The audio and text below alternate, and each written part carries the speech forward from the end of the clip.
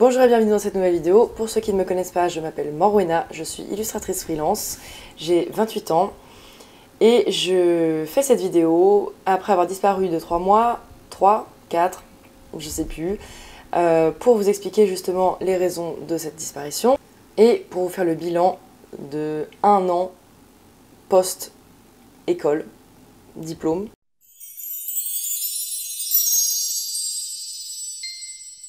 D'abord, un peu de contexte.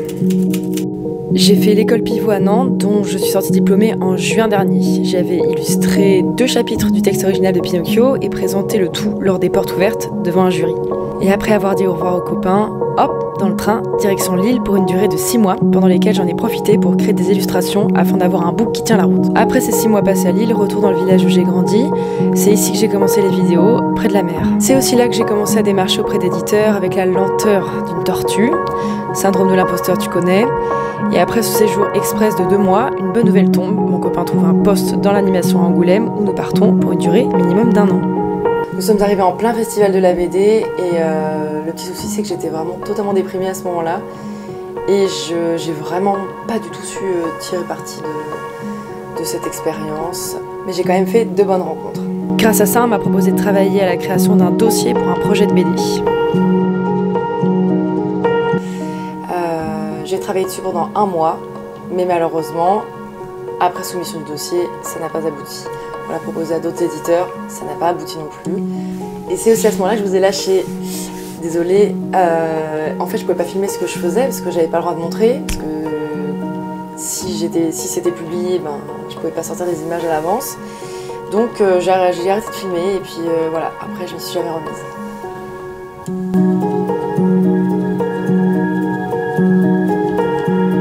Je sais plus trop dans quel ordre tout a commencé à se casser la figure, mais voilà, je vais vous raconter les difficultés que j'ai traversées après cet échec.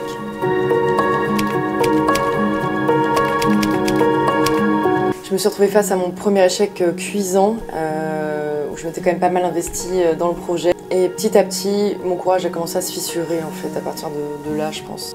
À force de se prendre des refus en fait, permanents, même si sur le moment ça n'a pas un gros impact, et ben petit à petit ça grignote la confiance en soi et le courage. C'est devenu difficile de me regarder dans une glace sans voir l'énorme vide que le manque d'accomplissement professionnel crée en moi. Et cette déprime m'a vraiment totalement aveuglée en fait, c'est-à-dire que je me suis vraiment retrouvée à faire des choix qui n'étaient pas les bons et je me suis enfermée en fait à la maison, chez moi. J'ai complètement arrêté de... Enfin je me suis vraiment coupée de l'extérieur. Et c'est vrai que là pourtant j'arrivais dans une nouvelle ville, j'aurais pu aller voir les collectifs d'illustrateurs, qu'est-ce qui se faisait en termes de dessin, d'impression, de revente de dessins, etc., etc. Et je suis juste pas sortie de chez moi. J'ai complètement, voilà, je me suis complètement coupée des autres. Tout cela m'a menée à passer la plupart de mes journées à pleurer dans mon lit sans bouger, submergée par le doute. Et quand on doute, on s'éparpille. J'ai commencé tout un tas de trucs dans tous les sens que bien sûr je terminais jamais jusqu'à ce que je réalise que j'étais complètement paumée. Et donc à force d'aller d'échec en échec, je me suis retrouvée avec plus aucun repère et j'étais devenue vraiment littéralement incapable de dessiner. J'arrivais pas. Impossible. Mais bon, l'avantage quand on touche le fond, c'est qu'on ne peut que remonter. Bon, quand je dis toucher le fond, j'exagère un peu, j'étais pas en train de faire une énorme dépression non plus. Voilà, c'est juste les aléas de la vie de toute manière. Encore une fois, on savait que ça allait pas être facile. Il y a le savoir et il y a le prendre en pleine tronche aussi. Je me suis dit, bon, stop maintenant, arrête de te prendre pour une victime et arrête de te déprécier en permanence. Je veux dire, tu sais dessiner, t'as fait une école pour ça. Il y a forcément quelqu'un à qui ça va plaire en fait, au bout d'un moment. Tout le monde ne va pas forcément adhérer, mais il y a forcément des gens à qui ça va plaire. Et si moi j'y crois pas, il y a personne qui va y croire en fait. Je veux pas moins que mon voisin ou je vaux pas plus que lui. Mais il faut vraiment sortir ça du crâne. Sortez-vous ça du crâne. Si jamais vous êtes dans ce genre de situation, vous n'êtes pas des merdes. Si vous avez des choses à montrer et à vendre, allez-y en fait. Donc va falloir que j'applique un petit peu plus de conseils pour moi-même peut-être à l'avenir. Bref, en tout cas, pour résumer, je me suis en train de me poser les questions comment faire pour aller droit au but maintenant. Il faut que j'ai une ligne de conduite, des objectifs précis. Qu'est-ce que je veux faire ? Je sais plus dessiner, pas grave, on va dessiner n'importe quoi. J'ai passé une semaine à dessiner au hasard des formes, des choses sans but dans mon carnet de croquis, et puis rapidement de là, sont nées des petites idées. Alors j'ai commencé à dessiner à main levée, sans gomme sur Procreate, et je me suis tellement amusée que j'ai fini par faire 2 petites illus. Magie, j'ai pas du tout perdu en fait. Quel plaisir d'enfin regarder des dessins finis, aboutis. Parce que c'est vrai que jusqu'ici, là, à cette période-là, je commençais à faire des crayonnés, j'avais pas d'idée, j'arrivais même pas à faire un visage, y a rien qui venait. C'était extrêmement déroutant comme sensation.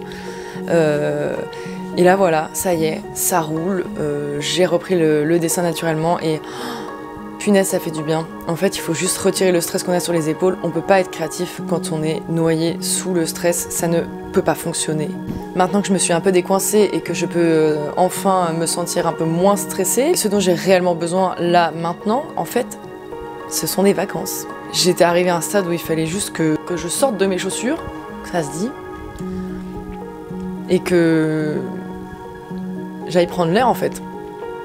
C'est pour ça que je vous laisse avec cette petite page de Brise Marine afin de respirer l'air frais, de changer de point de vue et de se faire un peu plaisir avec des images de la mer.